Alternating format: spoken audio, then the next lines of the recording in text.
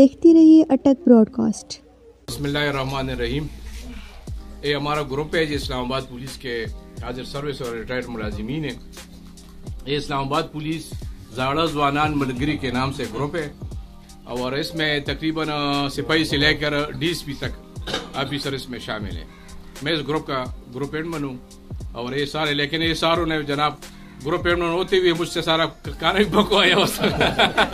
अच्छा सुने ये जो पश्तो में आपने कहा है इसका अभी उर्दू में बताएं कि इसका वो बताया। हाँ, ये जो नाम है ना, नाम ज़ाड़ा का मतलब है कि पुराने जवानान जवान मलगिरी साथी, गुलना आप सबको पता है, गुल इसके नाम से एक ग्रुप है हमारा, चल रहा है अल्हम्दुलिल्लाह। और हम दुआ गो है कि इंशाल्लाह अल्लाह रब्बुल इज्जत को जिंदगी दे और हमारी इस तरह जो गैदरिंग हो ये हर वक्त हो और आप लोग भी हमारे साथ शामिल हो। मेहरबानी, थैंक यू। ठीक है जी, अल्लाह हाफिज़।